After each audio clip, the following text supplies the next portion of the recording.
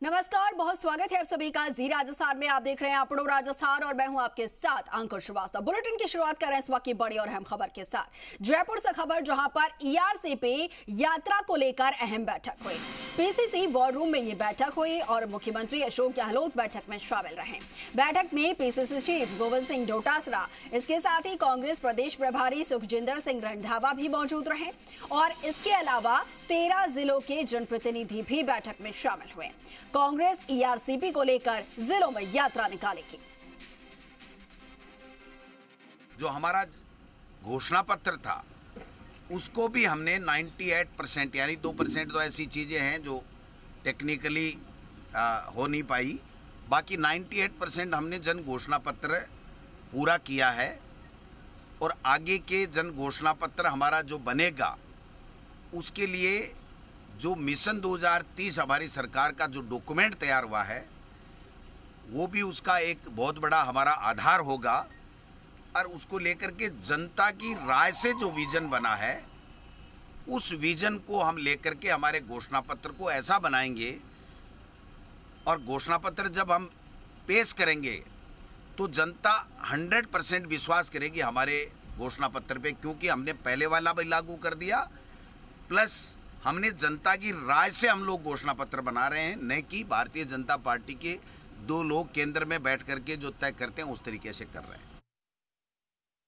एक बात तो बहुत स्पष्ट है कि जो राजस्थान की सरकार ने काम किया हम उस पर जाएंगे और बात करेंगे और बीजेपी से उसके हम सवाल करेंगे कि अशोक गहलोत सरकार ने इतने काम किए हैं, पहले इनका जवाब दो। वो कहते हैं ना कि राजस्थान नहीं सहेगा, हम कहेंगे हमने काम किए हैं, उनका जवाब दो। उसके आगे चलेंगे कि राजस्थान सहेगा या नहीं सहेगा। राजस्थान सहेगा और कांग्रेस को ही सहेगा।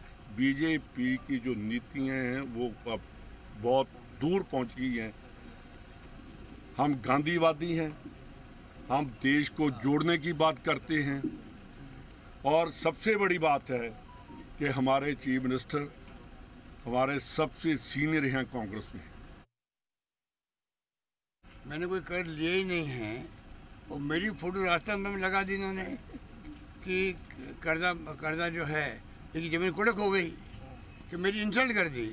और मैं चाय पीने गया ढाबे के अंदर तो उसने कहा बाबा पहले पैसे दे। ये मैं हकीकत है ना, उनका बेटा साथ था, उनके गांव के लोग साथ थे।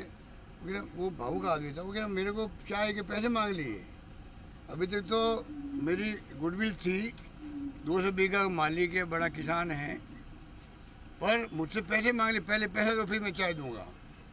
ये उसका मेरे ख्याल वीडियो वायरल भी हुआ तो होगा, मेरे ख्याल से देखा होगा आप लोगों ने। ये हकीकत है, देखिए बीजेपी की हकीकत है।